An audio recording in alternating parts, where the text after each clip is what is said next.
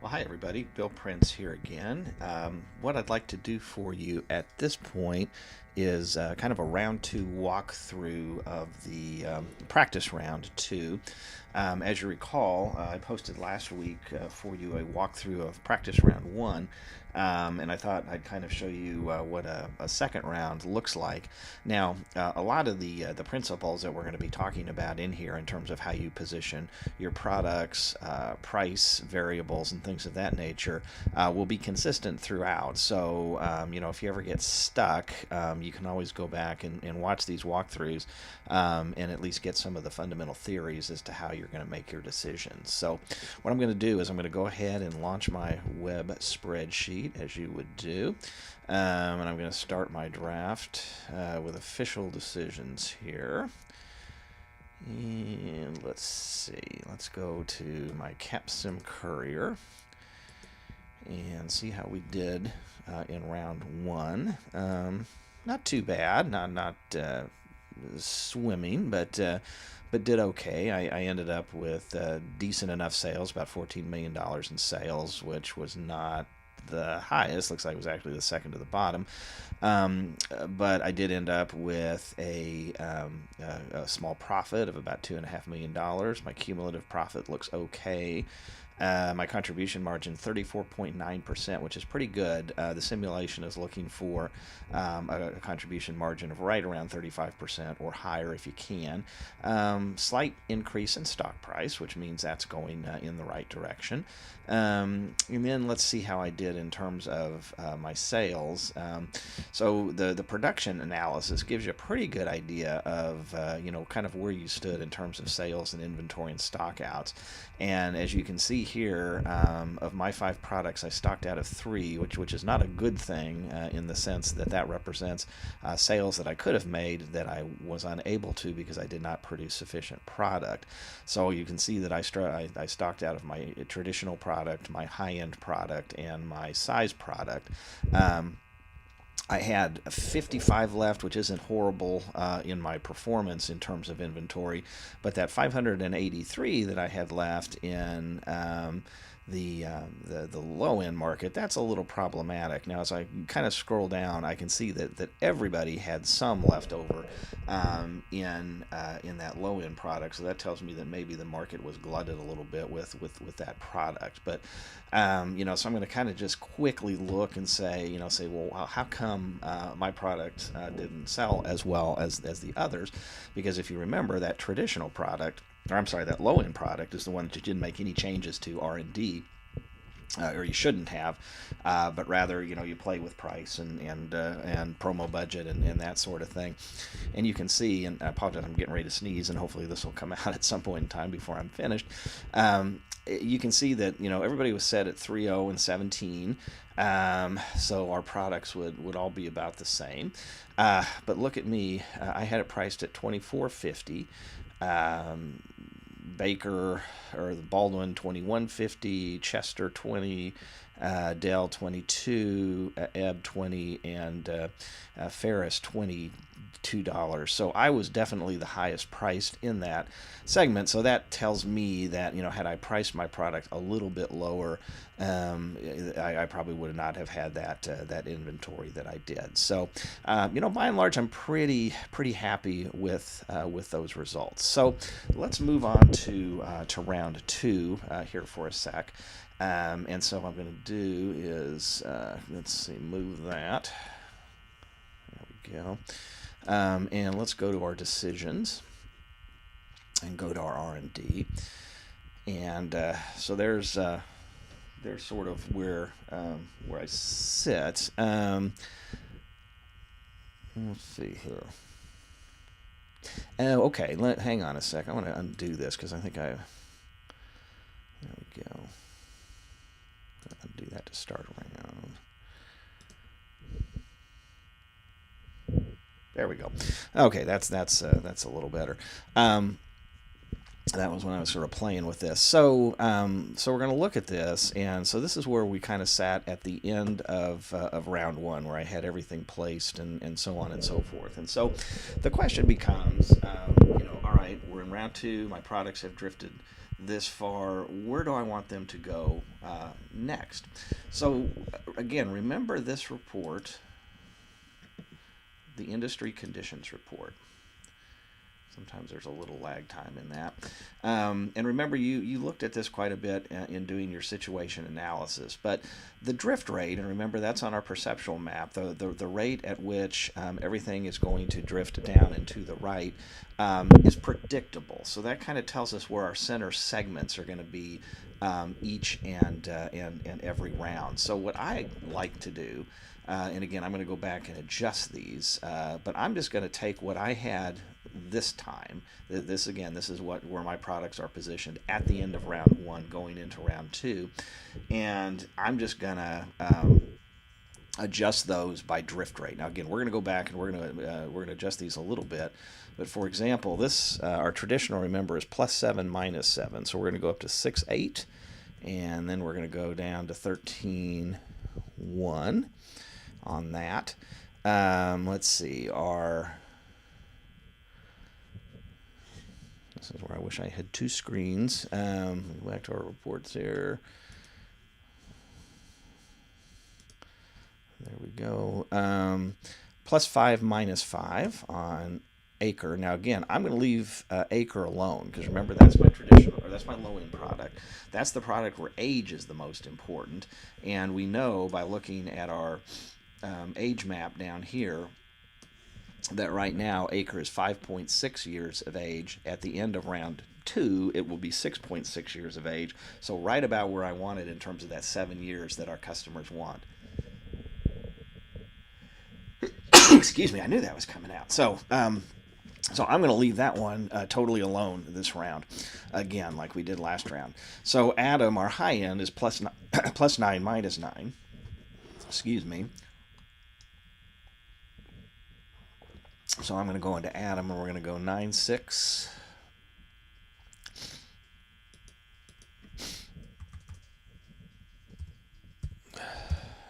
And 10.3.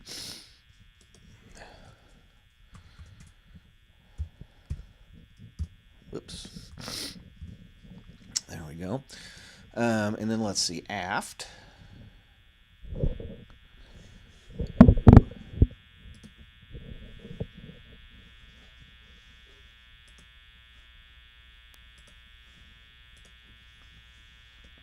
For jumping back and forth. I probably should have had this printed out. Aft is 1414. So we're going to go down 14.1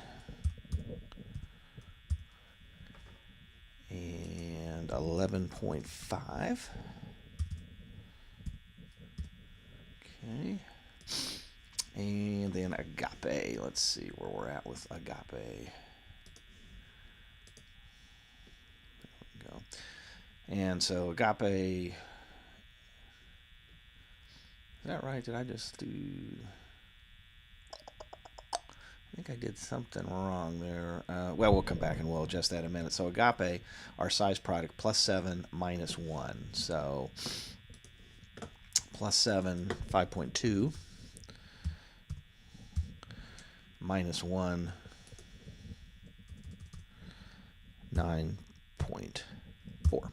Okay, so let's hit recalc and see what that looks like for us. Okay.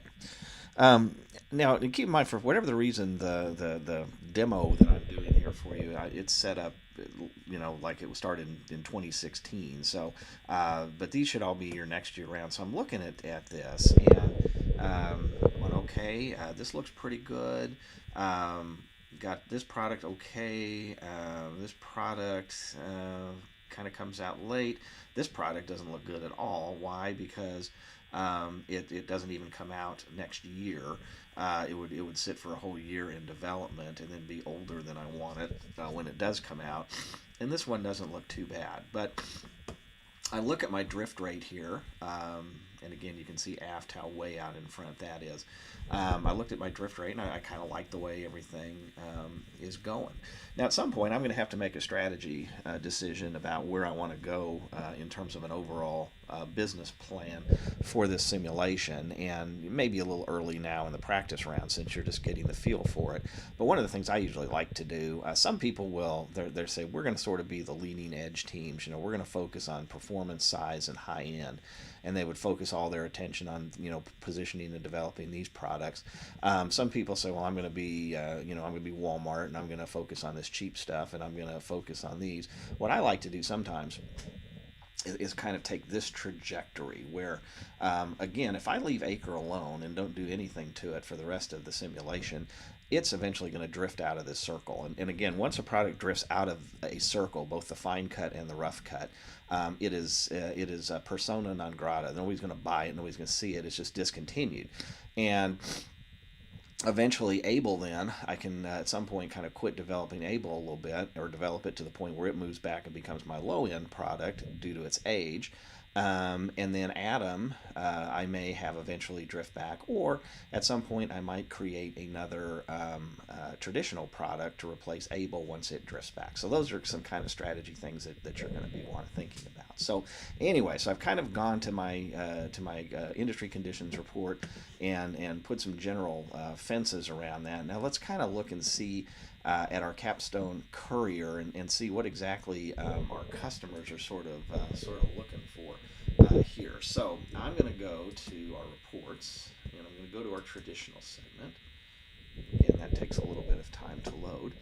And we're going to look, and we're going to say, okay, so here's our buying criteria. So remember, two things will remain the same every round in buying criteria. That is the age at which the people want the product, and that will be the reliability. Those will never change throughout the entire simulation. 2 years and 14,000 to 19,000. Price will change every round. It's going to go down about 50 cents. So when you plot your prices, you're going to want to look at this and whack at least 50 cents off. So in round 2, people are going to be wanting to pay between $19 and $29.50, and position's going to change to kind of go along with that drift. So at the end of round 1, people wanted their drift 5.7 and 14.3. So now keep this in mind, and a lot of people get confused on this and get in trouble, is they will look at this buying criteria and think this is what the customers want in round 2. That is not correct. This is what the customers wanted as of the round. At the end of round 1, this is what customers wanted. So you sort of have to predict from that point where it's going, because obviously if you put 5.7 and 14.3 in there, you would go backwards. Basically, your product would not be as good. So again, what we're looking at here is age. Again, they want a product that's going to be 2.0 years, and so let's go look at Able here on our chart. And so sort of what this tells us is that had I left it alone, it would have gone from 2.3 to 3 years old. I've changed it, and so it will come out at 1.5 years. There you go.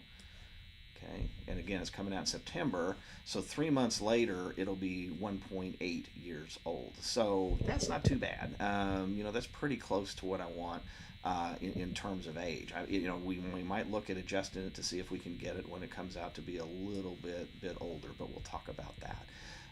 Then in terms of price, which we don't deal with on this page, and we'll look at that on marketing, so I'm not going to mention that. But then on position, remember 5.7, 14.3. And so remember that when we looked at our industry conditions report, it tells us that the drift rate is going to be 7 faster and 7 smaller. So they want 5.7, 14.3. Remember again that this is only worth about 21% to them, so they're more concerned about price and everything. So I might be able to save some R&D costs and maybe improve my product by, let's look at 5.7, 14.3. Why don't I do this? Why don't I do 5.7 plus 0.7, which would get us to what, 6.4? We could do that. And 13.1 minus 7 to 12.4. And I'm going to leave reliability alone. Let's see what happens there. September 712, December 994. I don't like that. because my product comes out later, and my product comes out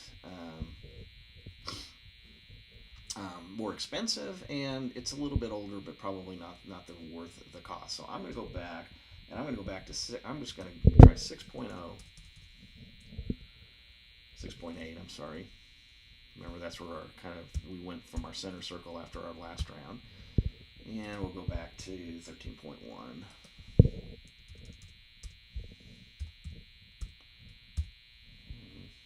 Recalculate. There we go. So I'm going to leave that exactly as it is. Again, I'm not going to do anything to, and again, I'm pretty happy with that product. And again, my strategy is ultimately going to be to let Able drift back here. So I don't want to get it too far out ahead of things. I'll create a new traditional product maybe next round that'll be closer to this sort of leading edge here.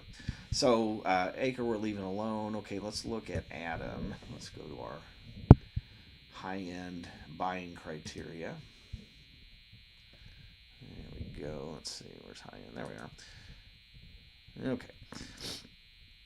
So we look at Atom, and it's telling us, again, what are they most concerned about?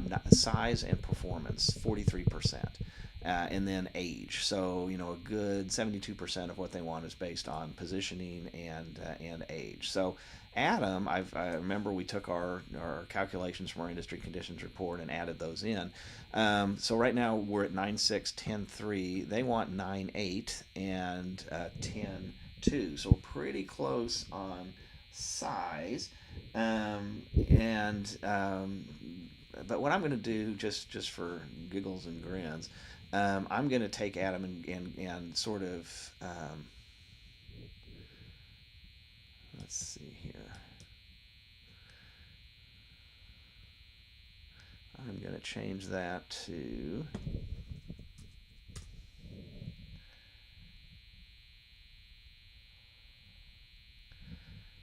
10. Let's see here. I'm getting all confused here. Let me read.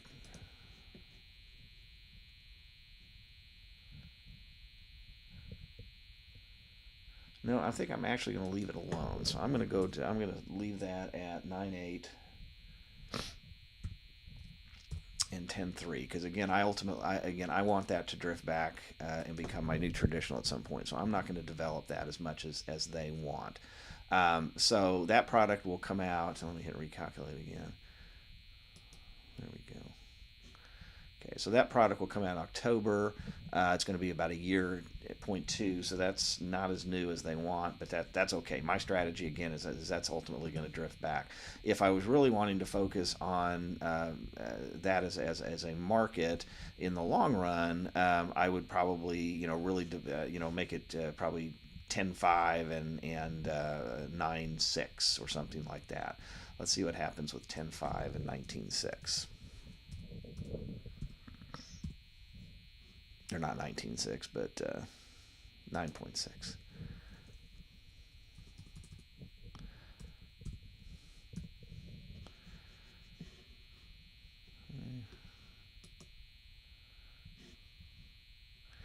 Okay. So again, you can see huge. There it is. It's way out front. So I mean, probably I couldn't sell it this year because again, it doesn't even come out until June of next year.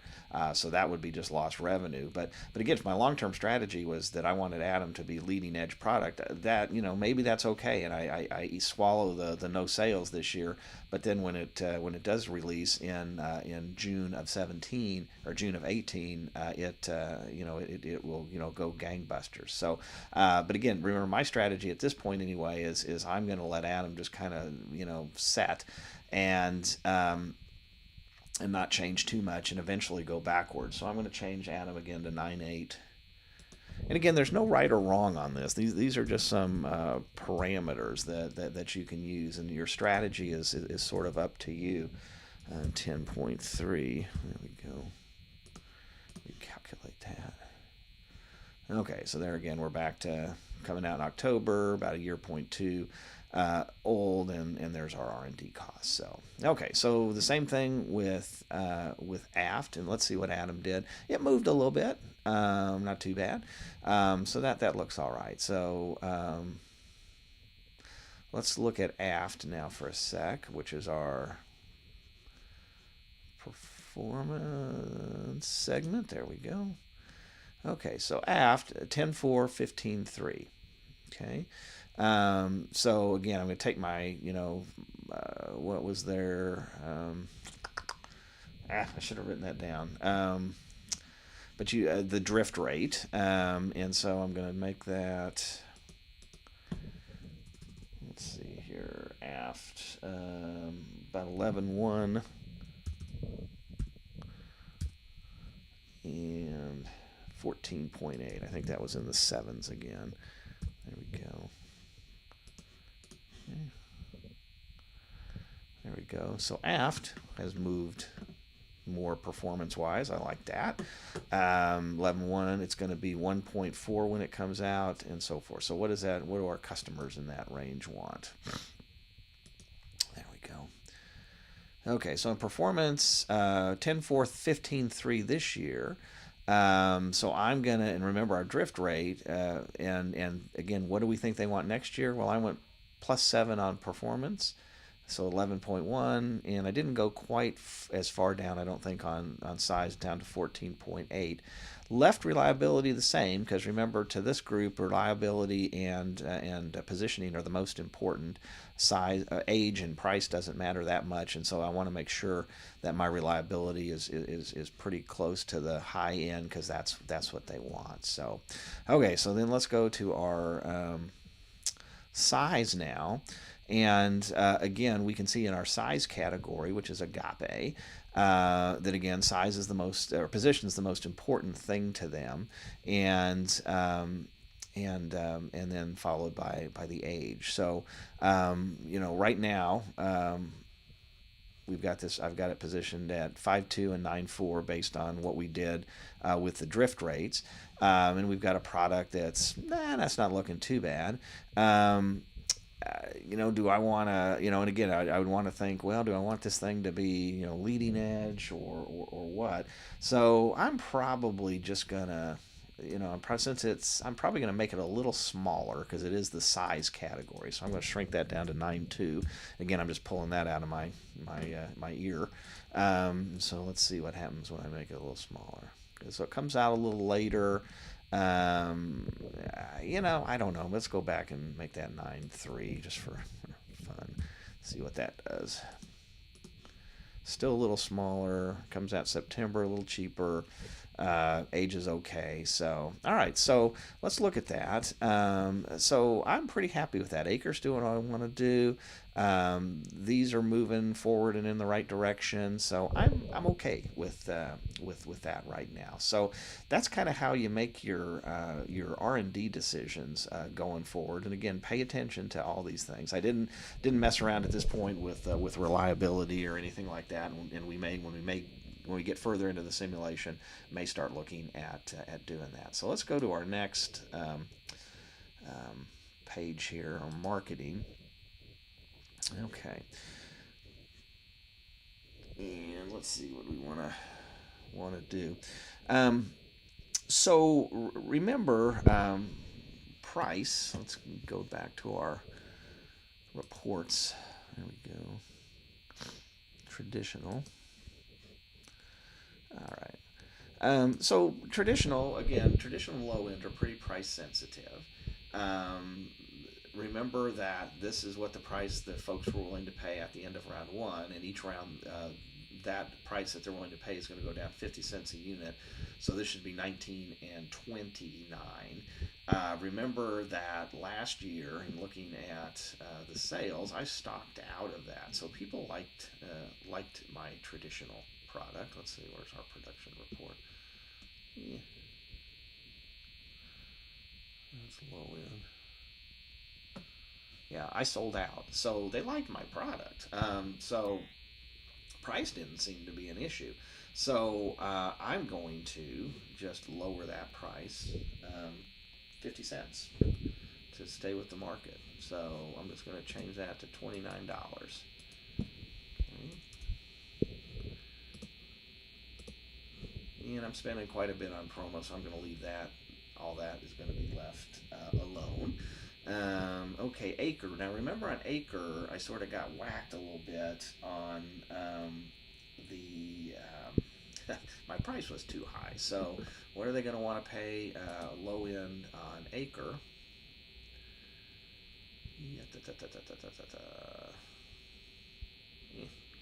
I'll look at the right report, wouldn't it? There we go. So they're looking between $14 and $24. So again, remember I was at the high end last time. So do I want to maybe, let's see, let's take that down to 23 and see what happens.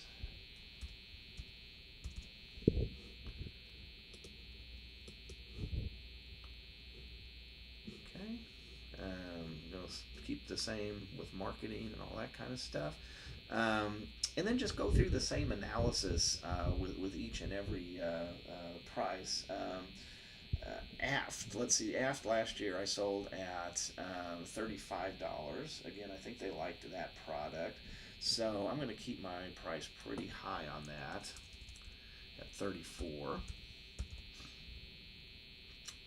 Oh, Adam, that's what we need to do. Let's go look at Adam here real quick. Our high end. So this round, and again, remember, people at the high and the performance and the size, they don't give a rat's behind about price. So you can usually jack those up a little bit. So this tells us that last year, $29.50 to $39.50. So this year, they'll pay $29 to $39. So I'm going to go on my Adam to $39.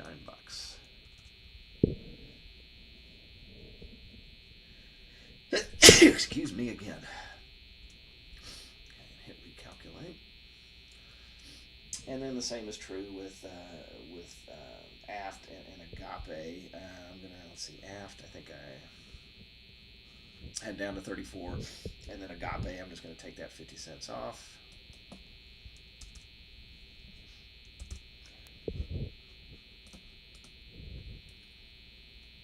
Okay.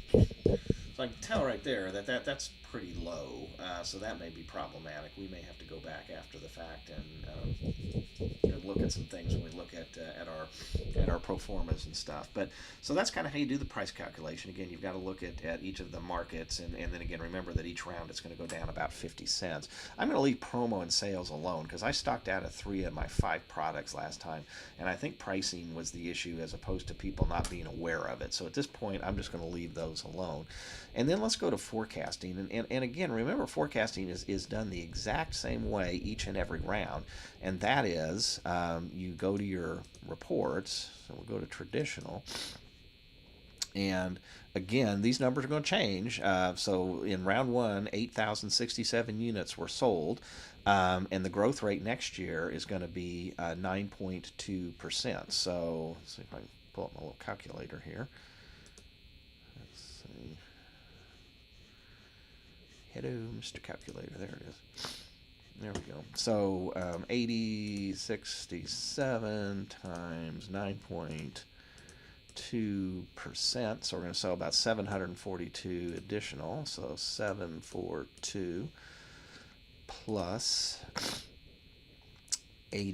67 equals. So that tells us that our demand in the traditional segment next year is going to be for 8,809 units. So how many of those do we think we can sell? So I'm going to go back and look at my round 1. And in round 1, I sold about 16% of the market. And remember, I stocked out, so I didn't produce enough. And my actual demand, which is the gold here, yellow, just slightly fell below what my potential demand would have been. So I probably sold about 15%, could have maybe gone to 16%. So the question is, how many do I think I can sell this year? Well, I'm going to be a little aggressive, and I'm going to say that I can sell 17% of that. So I'm going to multiply that by 17%. So I'm thinking I'm going to sell 1,497 units. Okay, so let's go there. And And I'm just going to be a little aggressive, and I'm going to say 1,500, just because that's a nice round number. Okay, not 15,000, or I'd really be in trouble. Okay, and then just do the same thing for each of the other segments. And let's see, I have jotted some of these numbers down, so I'm not going to go through the calculation on all of these with you. But let's see, 1,200. Whoops. Watch out for those zeros, because that can give you problem sometime.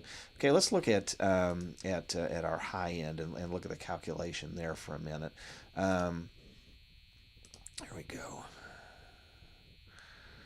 So last year we sold the whole market sold 2967. Look at the growth rate on that. This is really growing. So I'm going to find my calculator again down here. There we go, and clear that off. And so we're going to take 2967 times 16.2%. It's our growth rate. So that's wrong. Let's try that again. 2967 times 16.2%. 480. So we're going to have an increase of about 481 if we round that up. So I'm going to take 481 plus 2967 equals, so there's our total industry demand for the high end next year. Now let's remember, I think I stocked out on that one too. I did on Adam. So again, look at here. My actual sales or my actual market share was about what is that, 17% or thereabouts. But look where it told me I could have been, 25. So I way underproduced on that. So I'm gonna maybe try 20% of that. Let's see what happens if I do that. 689. Do I think I can sell 689 units? I don't know. I think I can sell more. I'm going to say 760. I'm just going to be, again, you can see I'm just sort of pulling that out of the air a little bit, but at least I'm in the ballpark. So 760, okay? And then just do the math on the others and see where you were. Obviously if you under forecast, check your market share and versus potential and that kind of thing. And so let's see, aft, I think I can sell 495 of those. Okay. And then let's see, agape, and go with 665. And again, I got to that just doing the calculation we did on the other two. So let's see what that looks like. Okay, looking better. Okay, so look at our margins. Okay. Again, kind of slim there. But by and large, I'm okay with that. I'm going to leave my accounts receivable the same. I'm going to leave my accounts payable the same. Remember, you can play with these a little bit. In terms of accounts payable, the quicker you pay your accounts. So for example, if you were to take that down to 20 days, you might get more favorable terms from your suppliers because they know they're going to get paid quickly. On the other hand, accounts receivable, if you give your customers a little longer time, so if you were to move that to 45 days, might cut down on some revenue this year, but it might increase your demand because they would go to you because they have a little bit longer to pay. But I'm not going to mess with those this round. Okay, so now I'm going to move now into our martyr production. Okay, let's get to the right thing. There we go. Okay, now we got to figure out, what we're going to do on this. And again, remember, everything's been populated here on this. And so what we have is our forecast in the inventory that we had left. Got quite a bit there.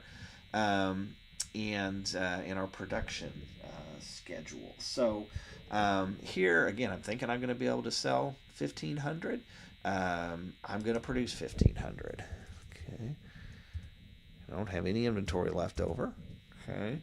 And let's see. And I've got plenty of capacity to do that, so I'm not going to have to get into second shift at all. Because remember, I bought 100 units. Now, I know that because I'm going to be focusing on Able, Acre, and Atom. I'm going to need to continue to buy capacity, so I'm going to buy another 100 units there. Okay, and again, I'm going to keep increasing automation because remember, Able and Acre, they're pretty price sensitive and low margin, and so having automation will save your labor costs in the long run. So I'm going to buy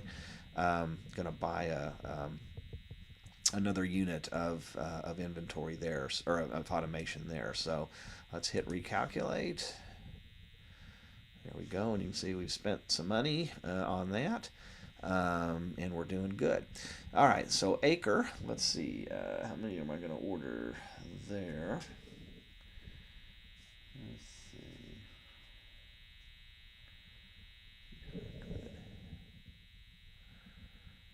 So I forecast 1,200, which may be low.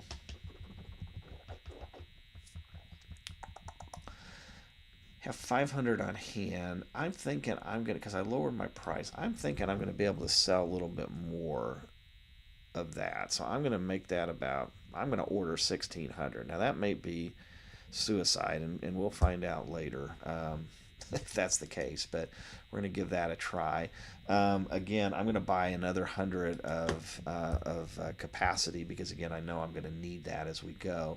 And I'm going to buy another unit of inventory, and then we'll hit recalculate on that. There we go. So we're okay. We still got some money left. So then on Atom, let's see. We forecast 430. We didn't have any, or 760. We were going to sell. We have production schedule of 430 right now.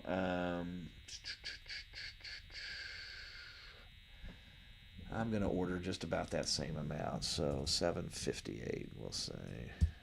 Okay, because just carve a couple off there just for good measure. And again, I know that Atom is one that's good. That growth rate's going to continue to grow, and I'm getting close to my first shift capacity, so I'm going to buy another 100 units there. I'm going to add another of inventory 5. Okay, and let's hit recalculate and see if I still have some money left. We do. Good. Okay, so now on Aft and Atom, I think we forecasted 495. We've got 400 to be produced. And we got 55 left, so I'm going to keep that as is. I'm not going to buy any capacity. And I'm not going to increase automation because, again, remember, I'm kind of thinking my long-term strategy is I may just let those fizzle and I'm focus on these. And the same is true with Agape here. But again, I forecast 665. Don't have any left, so I'm going to jack that up to about 550 and see what happens. I'm not going to mess with production, with capacity. I'm not going to mess with automation at this point. So let's hit recalc and see what happens. Okay. All right, so I kind of like that. All right. Okay, so now let's go to a new module, which is human resources. Not a lot you can do in human resources. Basically, 2 cells you can fill out. Recruiting spending. Again, the idea being that the more money you spend on hiring good employees, the more efficient and productive they're going to be. Again, and you're going to want to spend around between 1,000 and 5,000. After 5,000 per worker, that gets you get diminishing returns. So I'm gonna spend $1,000 per worker on recruiting. And then the other one you can do is training. And again, if you have any questions about what these are, you can hit the little information bubble, and it's pretty helpful. And again, you can invest up to 80 hours per employee per year in training. Again, with the payout being that you're going to hopefully have better employees and more efficient and cost savings and all that good stuff. The problem is that when you put an employee out to training, all this increases your administrative costs, and it takes those employees off the line, and so potentially you may have second shift issues getting in there. But we're gonna try to train our employees 40 hours, and let's see if anything changes on that. our administrative costs went up. So you can see that. So again, read about that and play with that a little bit. And then we're going to go to our friend R&D. Or no, I'm sorry, finance. Okay. There we go. And I see that big red number there. There was my cash position at the end of this year. Here's my cash position now, estimated for the end of next year, which is not good. Early on, I'm not going to be too concerned about dividends. I'm not going to be too concerned about earnings per share. I'm going to be concerned about buying my capacity and my automation so I can start generating cash, and I'll pay all this stuff back later. So I'm going to issue another 10,000 shares of stock. Okay, whoops. There we go. I'm not going to retire any stock. I'm not going to pay any dividends at this point. And then I'm going to issue some more long-term debt because I would rather be in the hole this way than have Big Al come see me with one of those crazy emergency loans. So let's see what happens here when we hit recalc. There, a lot of cash, don't I? Boy, that's fine. I would rather have a lot of cash than than not enough. So there's my investment in plant capacity. There's my earnings per share, my price per share, and so on and so forth. So I'm pretty okay with the way that looks. So I am going to hit our file, and I'm going to update my official decisions, and we are going to click that and hit submit. There we go. And then when I do a round 3 for you, we will see how my shenanigans paid off. So again, hopefully this is a process that'll work for you. Again, if you have questions, comments, or concerns, don't hesitate to contact me, and we will talk to you again real soon. Take care.